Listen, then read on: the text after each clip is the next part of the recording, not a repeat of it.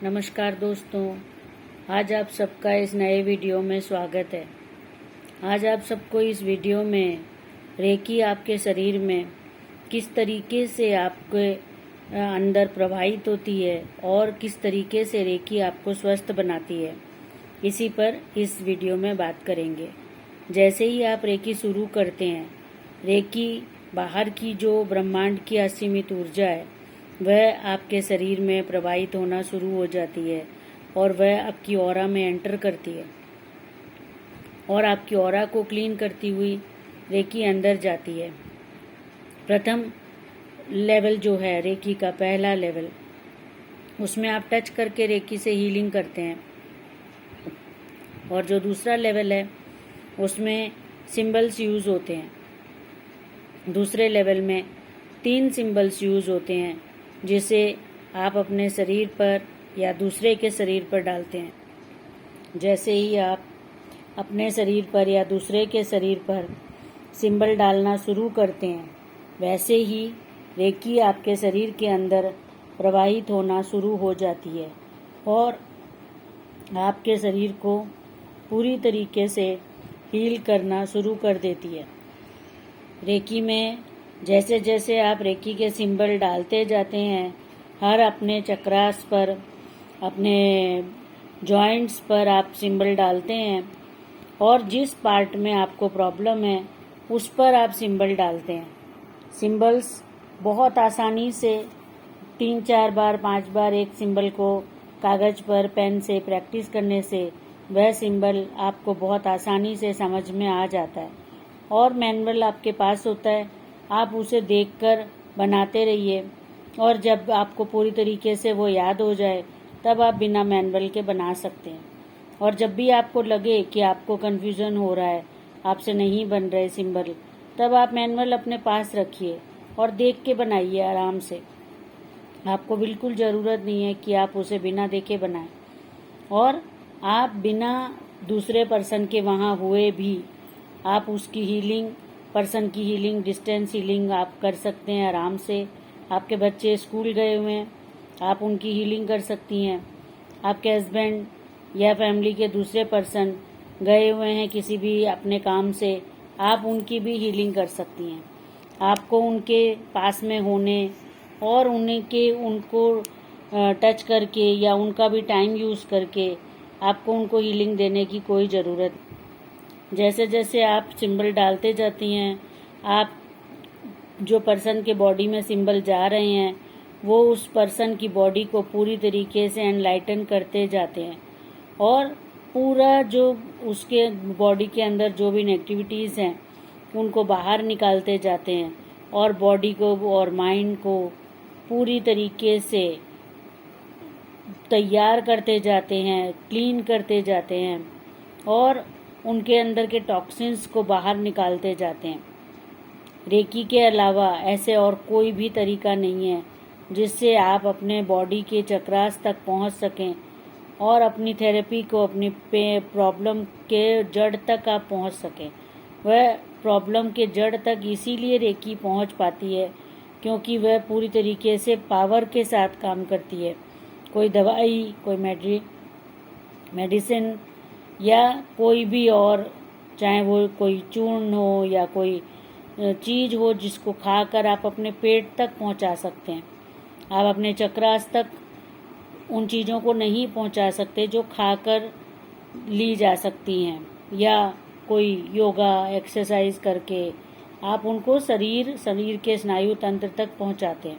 योगा से जो problems recover होती हैं वो कैसे होती हैं कि वो स्नायु तंत्र तक पहुंचती हैं और वहाँ से वो उन नर्व्स को, उन पार्ट्स को क्लीन करती हैं, बनाती हैं दोबारा से। तो योगा से भी काफ़ी प्रॉब्लम्स ठीक होती हैं।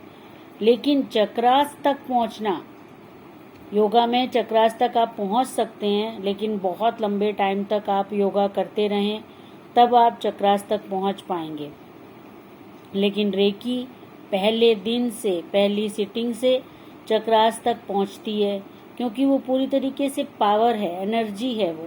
वो डायरेक्ट पूरा सीधा चक्रास पे एंटर होती है। चक्रास से भी आगे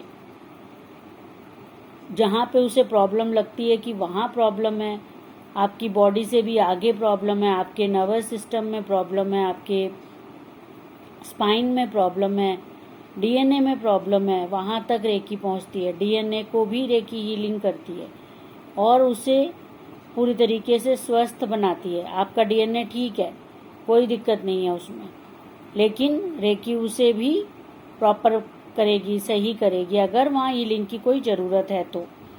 लेकिन उसको क्लीन तो करती जाएगी वो, क्योंकि वहाँ पहुँच रही है रेकी, उसको एनर्जाइज कर रही है, क्योंकि हर जगह पहुँच रही है रेकी।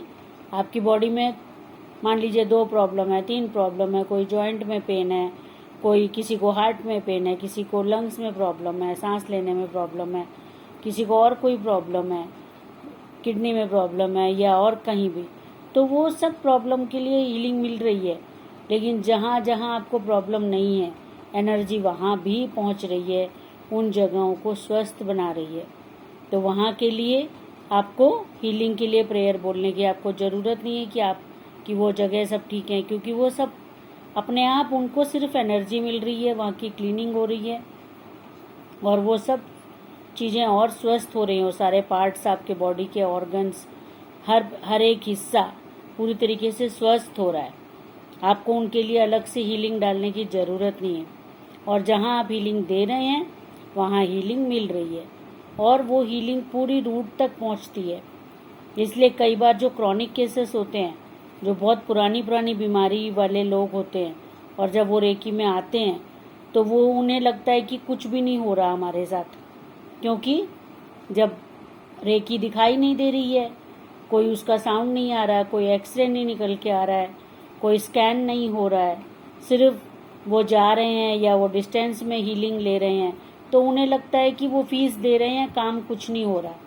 और 20 दिन की, मान लीजिए 21 दिन की पेमेंट मांगी गई उनसे और उन्होंने दी भी बहुत विश्वास करके, और लेकिन 21 दिन में कुछ नहीं हुआ, तो उन्हें लगता है कि करने वाले ने शायद उन्हें धोखा दिया है और वो रेकी हुई ही नहीं है और उनके ऊपर कोई इफेक्ट नहीं आया, जबकि ऐसा बिल्कुल भी नहीं होता है। आप पूरे विश्वास के साथ रेकी कराएं, कहीं से भी कराएं, मुझसे कराएं या किसी भी और पर्सन से कराएं, किसी भी हीलिंग सेंटर से कराएं।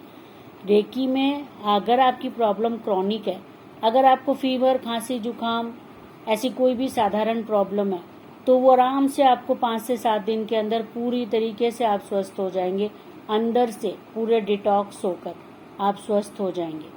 लेकिन आपकी प्रॉब्लम अगर 15 साल, 20 साल, 10 साल पुरानी है, तो आप खुद सोच सकते हैं कि रेकी अंदर जाएगी, आपकी बॉडी को डिटॉक्स करेगी और क्लीन करेगी और उस पार्ट तक पहुंचकर उसको पूरा हील करके आपको इफेक्ट आए, आप स्वस्थ हों, आपको पेन में रिलीफ तो पहले दिन से शुरू हो जाता है। चाहे कितनी भी पुरानी प्रॉब्लम का पर्सन आए, उसे पेन में रिलीफ आता है, लेकिन उसकी प्रॉब्लम ख़त्म होने के लिए टाइम लगता है।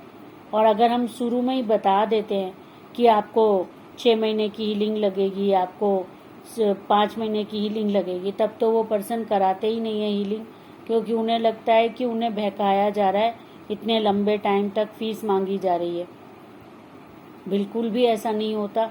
आपकी प्रॉब्लम को समझ के, आपकी प्रॉब्लम के लिए एक अंदाज़ा टाइम हम लेके चलते हैं, जितना हमारा एक्सपीरियंस है उसके अकॉर्डिंग हम एक अंदाज़ा, और उसमें भी घटा के बताते हैं, क्योंकि पर्सन उतना टाइम तक वेट कर पाए। तो आप ज़रूर से इस चीज़ को समझें। कोई भी प्रॉब्लम के लिए आप इसमें जाते हैं, एलोपैथी ट्रीटमेंट्स में जाते हैं, क्योंकि सभी उसी में ही जाते हैं। वहाँ सालों साल आप दवाइयाँ खाते हैं, प्रॉब्लम आपकी बढ़ती रहती है, लेकिन आप फिर भी वहाँ पर फेथ बना करके रेगुलर जाते हैं, क्योंकि वहाँ पर आपको लगता है कि बहुत कुछ हो रहा है।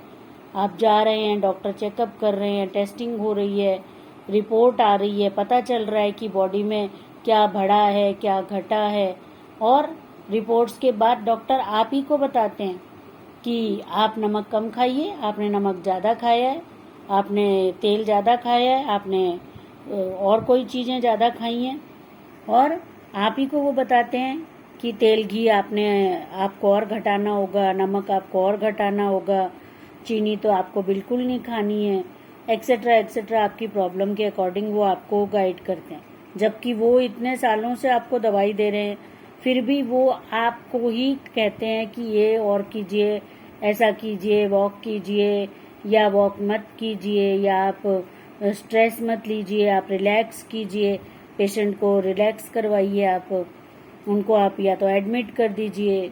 इस तरीके की गाइडेंस वो आपको फिर भी देते रहते हैं, और लेने वाला पर्सन बहुत खुशी से सुनता है, मानता है और समझता है कि हाँ उनकी गलती है, उन्हें नमक और कम करना है, उन्हें चीनी और कम करनी है, घी तेल और नहीं खाना है, या वॉक करनी है, जो भी गाइडेंस आपकी प्रॉब्लम के अकॉर्डिंग दी जा रही है। क्योंकि कंटिन्यूअस कोई भी अपने ऊपर कंट्रोल नहीं रख पाता। जबकि रेकी में आप आते हैं तो आपकी मान लीजिए कि कोई प्रॉब्लम है जो 15 से 20 साल पुरानी है, और आप रेकी में आते हैं तो आप साल से 1.5 साल के अंदर पूरी तरीके से वो प्रॉब्लम निकल जाएगी, ये गारंटी के साथ मैं कह सकती हूँ आपको। लेकिन साल से 1.5 साल तक आज तक कोई भी पेशेंट आकर हीलिंग के लिए रुकते नहीं है, क्योंकि उन्हें 10 दिन में ही उन्हें लगता है कि कुछ नहीं किया जा रहा। क्योंकि रेकी में कोई दवाई नहीं है, कोई टेस्टिंग नहीं है, टेस्टिंग भी हमारी ही होती है रेकी की, उसी में हम स्कैन करते हैं और हम उसका कोई भी एक्स्ट्रा चार्ज नहीं लेते आपसे। स्कैन हम हीलिंग के बीच में ही स्कैन कर देते हैं। जब भी पेशेंट आता है हमारे पास फिजिकली मिलने, डिस्टेंस में हीलिंग चल रही है मान लीजिए, तो जब भी वो 2 वीक में 3 वीक में जब भी वो हमारे पास आता है, हम उसी में स्कैनिंग कर लेते हैं हीलिंग के बीच में। तब हमें टेस्टिंग कराने की हमें ज़रूरत नहीं होती। टेस्टिंग हम एक बार कराते हैं जब बिल्कुल प्रॉब्लम रिकवर होने वाली होती है, तब टेस्टिंग कराते हैं कि जिससे पर्सन देख ले कि हाँ प्रॉब्लम चली गई, कि उसे पता चल जाए कि प्रॉब्लम अभी बाकी है तो कितनी बाकी है और क्या इम्प्रूवमेंट हुई है। और उसमें ज़्यादातर हम तभी कराते हैं जब प्रॉब्लम हमारी तरफ से पूरी तरीके से चली जाती है और पेशेंट को पूरा यकीन आता है कि हाँ प्रॉब्लम चली गई, रिपोर्ट्स आ गई हैं, रिपोर्ट से उन्हें यकीन आ जाए, जिससे उन्हें तसल्ली हो कि हाँ ये वाली प्रॉब्लम ठीक हो चुकी है, चाहे वो किडनी की प्रॉब्लम है, पेट की प्रॉब्लम है, या आँखों की है, या किसी भी पार्ट की है, जिससे कि उनके हाथ में प्रूफ हो कि वो स्वस्थ हो रहे हैं, हो चुके हैं, उनकी वो प्रॉब्लम जिसके लिए वो आए थे वो चली गई है, निकल गई है उनकी बॉडी से। तब मैं टेस्ट के लिए उन्हें बताती हूँ कि आप जाकर एक बार टेस्ट करा लीजिए, हमारी तरफ से काम पूरा हो गया। तो इतना टाइम पेशेंट रुकना वो उन प्रॉब्लम्स में होता है, जैसे सिस्ट क्लीनिंग है या और कोई प्रॉब्लम है, जो किडनी में कोई प्रॉब्लम है जिनकी हम हीलिंग कर रहे हैं, तो वो प्रॉब्लम के लिए वो हमारे पास आते हैं, तब हम उन्हें टेस्टिंग के लिए भेजते हैं। जैसे लंबी प्रॉब्लम्स होती हैं जो बहुत, जैसे बैक पेन की प्रॉब्लम है, स्पाइन की प्रॉब्लम है, या फिर इंटेस्टाइन की प्रॉब्लम है, किडनी की प्रॉब्लम है, तो वो बहुत अगर पुरानी है तो लंबा टाइम लगता है उन्हें हीलिंग में। तो जो भी पेशेंट अगर अपनी क्रॉनिक प्रॉब्लम के साथ आ रहे हैं तो ज़रूर आप पूरी फेथ के साथ लंबे टाइम हीलिंग कराइए और आप पूरी तरीके से स्वस्थ होंगे। ये हम आपको पूरी तरीके से विश्वास के साथ कहते हैं, और विश्वास के साथ आपको बताते हैं कि बड़ी बड़ी क्रॉनिक प्रॉब्लम्स रेकी में ठीक हुई हैं। बहुत सारे लोग हैं जो रेकी से स्वस्थ हुए हैं, क्योंकि बिना स्वस्थ हुए तो करने वाले हम, अगर मैं कर रही हूँ या और कोई जो भी रेकी हीलर्स हैं वो कर रहे हैं, तो वो करेंगे ही नहीं इतने सालों तक काम, क्योंकि अगर स्वस्थ ही नहीं हो रहा कोई तो वो आगे काम कैसे करेंगे रेकी में। उनका खुद का भी फेथ जाएगा रेकी पर से, जबकि ऐसा नहीं होता है, और ज़्यादा फेथ बनता है। उसका रीज़न एक होता है कि रेकी काम करती है और वह स्वस्थ करती है, टाइम लगता है। मेरी एक पेशेंट जिसको इंटेस्टाइन की प्रॉब्लम थी, बहुत सीवियर प्रॉब्लम, उसमें इंटेस्टाइन उसकी अपना इरिटेबल बावल सिंड्रोम कहते हैं, आप सर्च कर सकते हैं, उसकी पेशेंट थी वो, और उसे उसके पास्ट 15 साल से ऊपर हो गया था उसे, जब वो लूज मोशंस की उसे प्रॉब्लम थी। वो जो भी खाती थी वो दिन में कम से कम उसे 18 से 20 लूज मोशंस उसे बार बार जाना पड़ता था, और यह प्रॉब्लम वह हर तरीके का ट्रीटमेंट करा चुकी थी, एलोपैथिक, होम्योपैथिक और फिर उसके बाद आयुर्वेदिक और लास्ट में नेचुरोपैथी पर भी वो गई कुछ दिनों के लिए। तो हर ट्रीटमेंट कराया। होम्योपैथिक का ट्रीटमेंट होम्योपैथिक के सबसे बड़े डॉक्टर के पास 4 साल तक उसने ट्रीटमेंट लिया। दवाइयाँ खाई जैसे डॉक्टर ने बताई, होम्योपैथिक डॉक्टर ने, जो सबसे बड़े डॉक्टर थे, जो दिल्ली में कनॉट प्लेस में बैठते हैं वो डॉक्टर, उनका अपना कनॉट प्लेस में उनका वो है क्लिनिक है उनका, वहाँ पर वो दवाई देते हैं, 1 महीने की दवाई देते हैं वो एक साथ।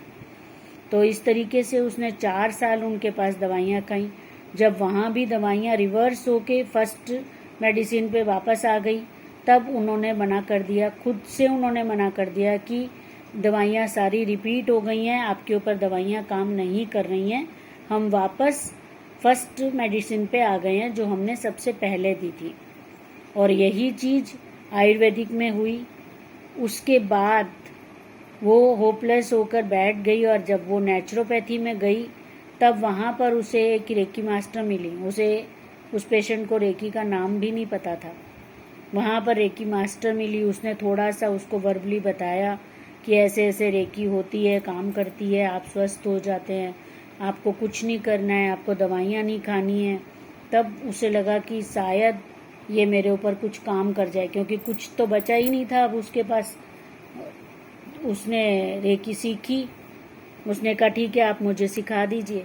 रेकी सीखी और रेकी को वो ज़्यादातर तकरीबन बेड पे रहती थी, क्योंकि इतना ज़्यादा उसकी इंटेस्टाइन ख़राब हो चुकी थी। 24 आवर्स उसे इंटेस्टाइन में पेन होता था, दोनों साइड, पेट के दोनों साइड में उसको पेन होता था, भयंकर पेन। वो एकदम सीधी, पूरा एकदम सीधी लेटती थी। तो ये प्रैक्टिकल के बिल्कुल एकदम आपको मैं ओरिजिनल, और ऐसे ऐसे बहुत सारे केसेस हैं, आपको मैं उनके बारे में बता सकती हूँ।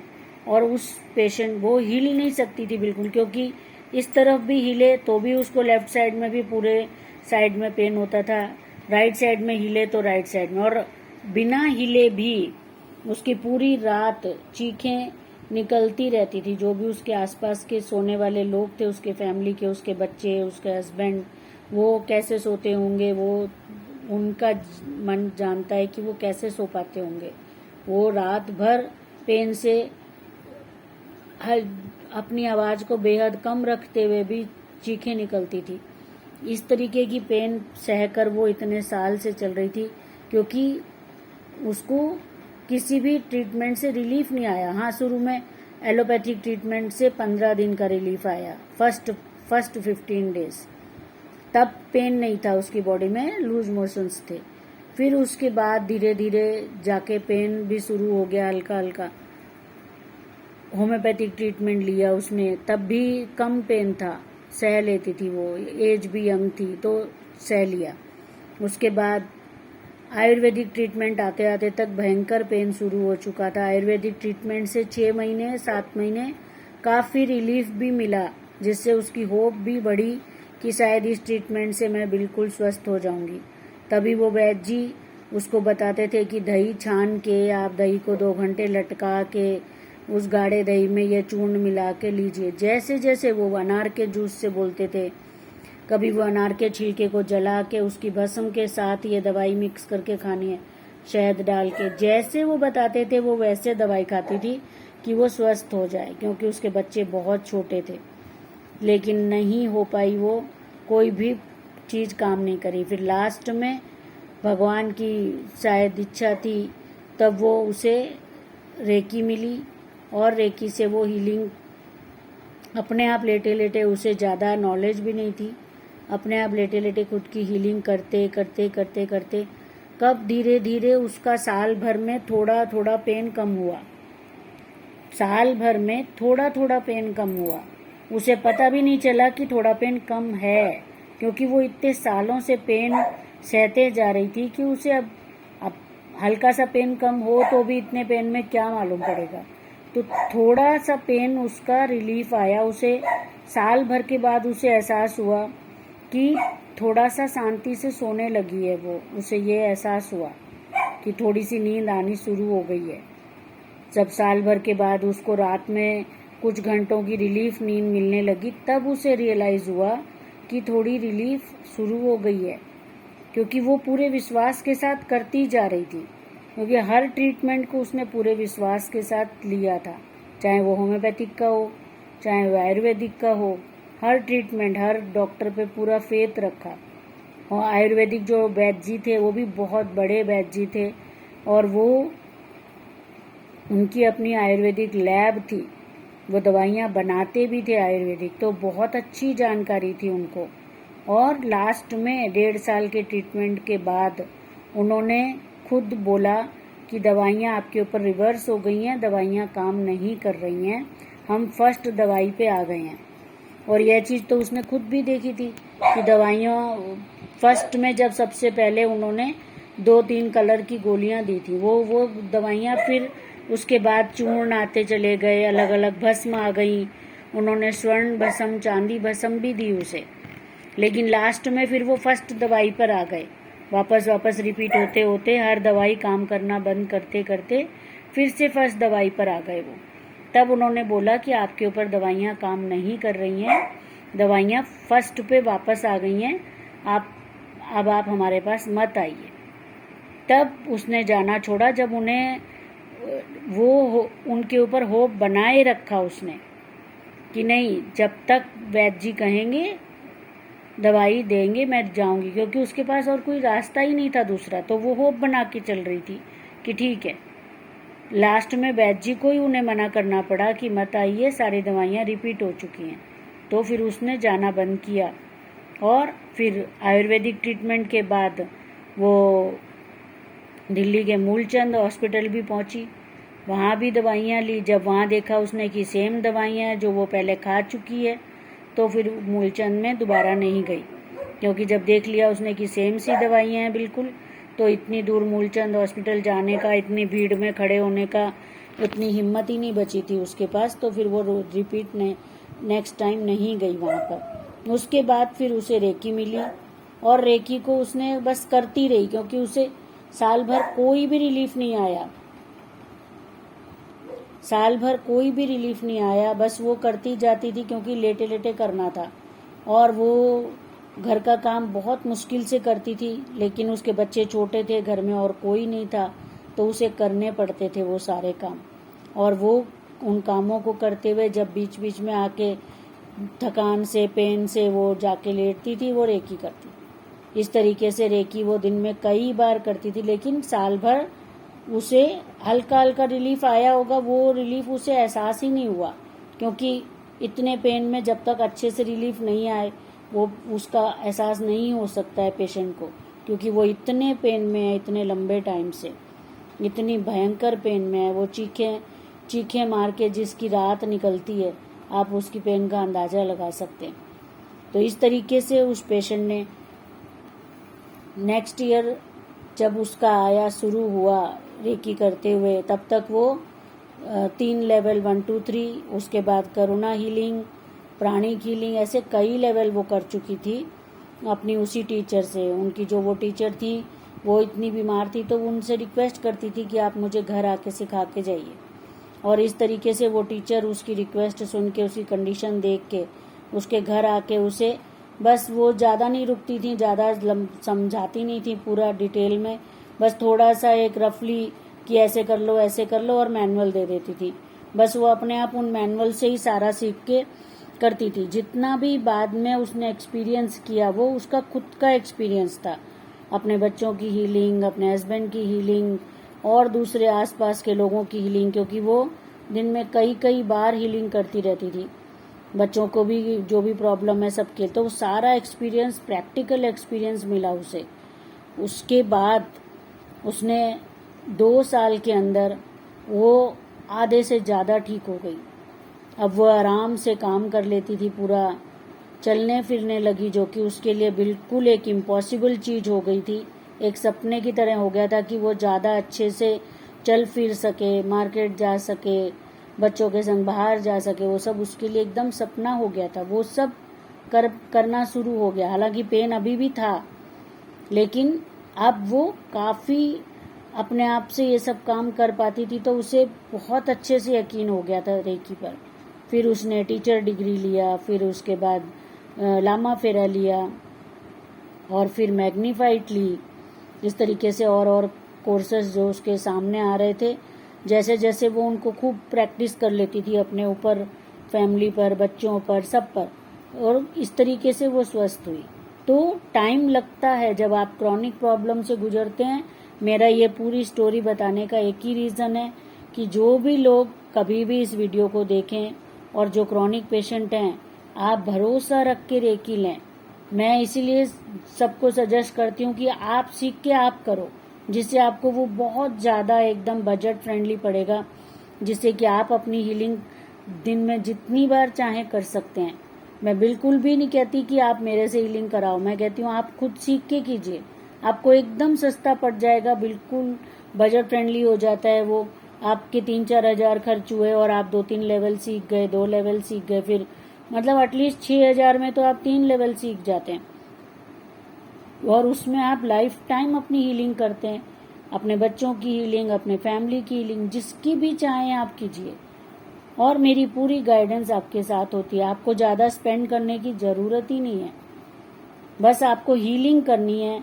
और डॉक्टरों के पास घंटों घंटों जाके लाइन में लगना, आपको टेस्टिंग कराने, इतने सारे खर्चे, इतनी सारी थकान, और आपको पता नहीं है कि बीमारी ठीक होगी भी कि नहीं होगी, बढ़ती जाएगी वो।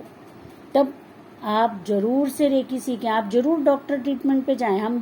हम भी डॉक्टर ट्रीटमेंट पे जाते हैं जब हमें कोई प्रॉब्लम होती है, टेस्टिंग कराते हैं, लेकिन उतना ही कि जब तक हमारी रेकी उस चीज़ को कवर कर लेती है, हम डॉक्टर का दवाइयाँ खाना बंद कर देते हैं। और जब हमारे को हम अंदर से हमें पता चल जाता है कि ठीक हो गए हैं, तब हम जाके दोबारा से टेस्टिंग करा लेते हैं कि हमारे को तसल्ली हो जाए। हमारे अगर बच्चों को प्रॉब्लम है, अगर फैमिली में किसी को तो तसल्ली हो जाए कि हाँ बिल्कुल ठीक हो गई है प्रॉब्लम, कोई कन्फ्यूज़न नहीं रहे किसी को भी कि हाँ रेकी ले रहे थे तो बीच में दवाइयाँ छोड़ी हैं, तो किसी को ये डाउट नहीं रहे कि दवाइयाँ छूटने से कहीं बीमारी बीच में तो नहीं रह गई। तो कंफर्म हो जाना चाहिए, सबको कंफर्म हो जाना चाहिए। तो मैं खुद अप्लाई करती हूँ मुझ पर, मेरी फैमिली पर, वही चीज़ें अपने पेशेंट्स को मैं बताती हूँ कि आप रेकी लीजिए, दवाइयाँ शुरू में खाइए। जब आपको बीमारी को एकदम कंट्रोल में लाना है, थोड़े दिन दवा, जैसे जैसे आपको बिल्कुल रेकी से रिलीफ आने लग जाए, दवाइयाँ मत खाइए, आप छोड़ दीजिए। और जहाँ पर मुझे कंफर्म पता है कि उसकी कंडीशन उतनी सीवियर नहीं है, वहाँ मैं दवाई के लिए सजेस्ट ही नहीं करती हूँ। जो सीधे मेरे पास आते हैं उनकी पूरी प्रॉब्लम सीधे रेकी से ही मैं स्टार्ट करती हूँ। हाँ, जहाँ मुझे लगता है कि दवाई की ज़रूरत है, वहाँ मैं कहती हूँ कि आप थोड़े दिन दवाइयाँ लीजिए, या फिर कोई टेस्टिंग कराइए, या फिर कोई और जो भी तरीका उनके लिए बेस्ट होता है वो, कि जिससे पेशेंट को रिलीफ हो, पेशेंट को आराम आए, उसका दर्द कम हो या उसकी प्रॉब्लम जल्दी रिकवर हो। मेरा सबसे ज़्यादा मेन मोटिव यही होता है कि पेशेंट जल्दी ठीक हो। थैंक यू फ्रेंड्स, धन्यवाद। आपको वीडियो थोड़ा लंबा हो गया, लेकिन पूरी डिटेल बताना बहुत ज़रूरी था, जिससे कि जो भी लोग बड़ी प्रॉब्लम से सफ़र कर रहे हैं और रेकी में आने के बाद जब उन्हें पता चलता है कि 20 दिन, 21 दिन या 40 दिन की रेकी उन्होंने ले ली या 10 दिन की ली है और उसमें कोई रिलीफ नहीं आया, तो वो बिल्कुल मिसगाइड ना हो। रेकी अंदर से काम कर रही है, लेकिन प्रॉब्लम ख़त्म होने, प्रॉब्लम का आपको रिजल्ट आने में टाइम लगता है, क्योंकि अंदर से बॉडी पूरी डैमेज हो चुकी होती है। जो आप नहीं देख पा रहे होते हैं, मैं देख पा रही होती हूँ, या और जो भी हीलर्स हैं वो देख पा रहे होते हैं। उन्हें पता होता है कि अंदर से बॉडी की हालत क्या हो गई है। एक एक ऑर्गन, एक एक अंदर का जो टिश्यू होते हैं वो डैमेज हो जाते हैं, ख़त्म हो जाते हैं, सड़ गल जाते हैं। लेकिन बाहर से पर्सन तो पूरा एक वन पीस है, उसे नहीं पता अंदर की कंडीशन क्या हो गई है, कैसे वो उसकी अंदर से हालत ख़राब हो चुकी है, जिसको जा कर के रेकी हील करना शुरू कर रही है, उसको ठीक करना तो 10 दिन में कहाँ से ठीक कर देगी रेकी? आप अगर अंदाज़ा लगा पाएँ तो 10 दिन में क्या मिराकल कर सकती है? आपकी क्लीनिंग होती है 10 दिन में, बाहर की ऑरा की क्लीनिंग, आपके ऑरा के बाद जो स्किन की लेयर आती है उसकी क्लीनिंग, उसमें टाइम लगता है आगे के उसमें वो पहुंचती है चक्रा पे, आपके पेन को रिलीव करती है, लेकिन उसके बाद के कामों के लिए वक्त चाहिए, उतनी हीलिंग चाहिए आपको। आप उतनी हीलिंग अगर शांति से लेते हैं, आप खुद लीजिए, सबसे अच्छा है आप खुद लीजिए, सीखिए और खुद अपनी हीलिंग कीजिए लंबे टाइम तक, जब तक आप स्वस्थ होते हैं कि। और साथ में आप जो ट्रीटमेंट ले रहे हैं लीजिए, आप जो डॉक्टर का ट्रीटमेंट ले रहे हैं, कोई वैद्य का ट्रीटमेंट ले रहे हैं, कोई आप होम्योपैथिक ट्रीटमेंट आप कंटिन्यू रखिए, कोई भी दिक्कत नहीं है। रेकी के काम पे बिल्कुल इफेक्ट नहीं आता है जब आप एक साथ आप बाहर के ट्रीटमेंट भी ले रहे हो, कोई भी दिक्कत नहीं है, क्योंकि रेकी तो बिल्कुल पूरा इंटरनल काम करती है, पूरा पावर का काम है रेकी का। मैंने स्टार्ट में ही बताया वीडियो में कि पूरा पावर का काम है। रेकी का काम नहीं है कि जो ऊपर की लेयर पे काम कर रहे, वो सारे लेयर पे काम करती है। ऑरा से शुरू होती है, जो ऑरा हमारे शरीर के बाहर होती है, ऑरा से शुरू करके फिर स्किन पे, फिर पूरे एक एक सेल, जो जैसे जैसे बॉडी में अंदर हमारी जो बॉडी जो बनी हुई है उसके हर एक हिस्से पे रेकी पहुंचती है, और हर एक हिस्से में जहाँ जहाँ उसको बीमारी प्रॉब्लम दिखाई देती है उस पे सब पे वो काम करती है। तो आप बिल्कुल निश्चिंत होकर के आप अपना डॉक्टर पे जा रहे हैं, आप होम्योपैथिक पे जा रहे हैं, आयुर्वेदिक पे जा रहे हैं, आप योगा कर रहे हैं, आप मेडिटेशन कर रहे हैं, आप सब कुछ जो कर रहे हैं साथ में रेकी कीजिए। और वो ट्रीटमेंट जब आपको लगे कि अब आपको ज़रूरत नहीं है, जहाँ आपको डॉक्टर रिपोर्ट ही दे देंगे कि आप ठीक हो, आपको क्योंकि उनकी तो आउटर रिपोर्ट आएगी, ऑर्गन की रिपोर्ट, वो तो बहुत जल्दी आ जाएगी। आप रेकी करते रहिए। आप मेरे से गाइडेंस ले सकते हैं कि और कब तक रेकी करनी है, क्योंकि अंदर से तो आप ठीक फील करेंगे कुछ महीनों में, और आपकी रिपोर्ट्स भी ठीक आएंगी, तो आपको लगेगा कि अब और कब तक रेकी करूं, क्योंकि और अंदर से हीलिंग अभी ज़रूरत होती है, क्योंकि अंदर से बहुत कुछ डैमेज हो जाता है लंबी प्रॉब्लम्स में। तो अंदर से कब तक हीलिंग आपको करनी है आपको मैं बताऊंगी, या आप और जिनके पास जाते हैं आप उनसे पूछ सकते हैं। तो मैं आपको गाइड करूंगी कि आप इतना टाइम अभी और हीलिंग करते रहिए इसी प्रॉब्लम के लिए, बीच में मत छोड़िए। तो आप करते रहिए हीलिंग। मेरी गाइडेंस का आपको कोई, एक बार आप जब सीखते हैं तभी चार्ज होता है, उसके बाद कोई चार्जेस नहीं है।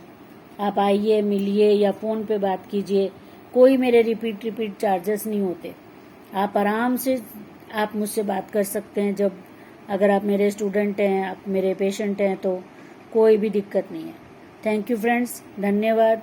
आपको इस जानकारी से कोई भी लाभ हो तो ज़रूर मुझे कमेंट में बताइएगा, और आप इस वीडियो से आपको अच्छा लगे तो एक लाइक दे दीजिएगा। इससे मुझे पता चलेगा कि हाँ, कि मेरी जो भी मैं बता रही हूँ, जो मैं समझा रही हूँ, वो आपको समझ में आया और आपको अच्छा लगा।